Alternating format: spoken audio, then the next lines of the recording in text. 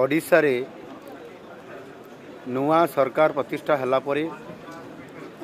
आम सरकार रो जो विजन आम सरकार रो जो मिशन नेकरी आमे गत 7 मास हला ओडिशा को समृद्ध करिवा पई ओडिशा रे इन्वेस्टमेंट किबड़ी भाव रे बढ़िबो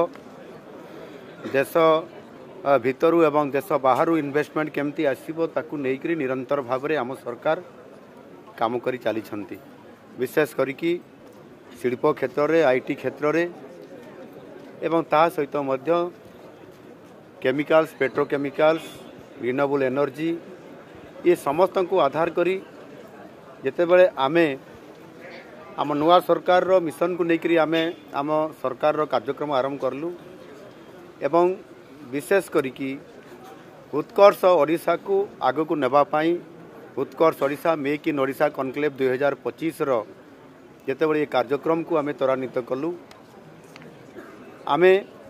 प्रथम रे भारत वर्षर अनेक उद्योगी पुंजीपति निवेशकारी सहित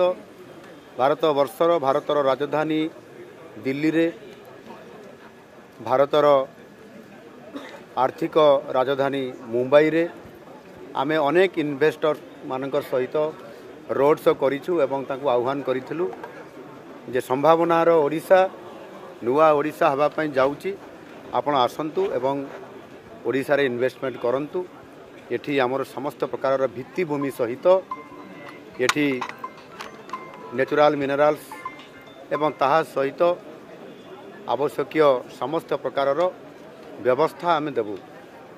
एवं से कथा को आधार करिकरी परवर्ती पर्याय आमे विदेश को मध्य जाइथिलु। सिंगापुर रे आमे सेठी पेट्रोकेमिकल्स सेमीकंडक्टर एवं आईटी सेक्टर रो किबड़ी भाव रे ताकर सहित संपर्क प्रतिष्ठा करी ओडिशा रे अधिक पुंजी केमिति आसीबो इन्वेस्टमेंट केमिति हेबो ताकर सहित आलोचना हेतिला एवं ए जो 2024 मसीहार नवेम्बर मासरे मो नेतृत्व रे गोटे टीम जाइथिला ओडिशा बिजनेस मीट सिंगापुर 2026 सम्मेलनी ये परिप्रेक्षी रे एई उपलक्षे आमे जेते बेले सेठी सरकारंकर तांकर उप प्रधानमंत्री एवं विभिन्न विभाग मंत्री मानकर सहित आलोचना हेतिला सेठी भी उद्योगपति मानकर सहित आलोचना हेतिला एवं राष्ट्रपति को आसीबा पाई मध्य सिंगापुर रो आमे तांकू निमंत्रण करिथिलु एवं आमे जो 5 दिन रहिलु ता भितरे अनेक इंडस्ट्री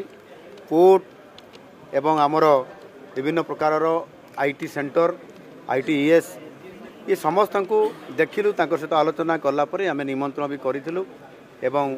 वर्ल्ड रो सबुठारु लाटेस्ट माने तांको टेक्नोलोजी रे एवं समानकर मैनेजमेंट रे समान किबड़ी भाव रे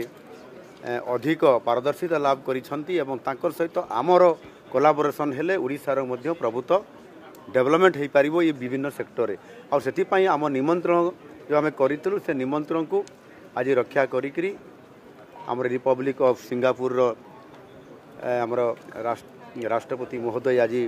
2 दिनिया आज एवं आसंता काली पर्यंत एठी आसीछंती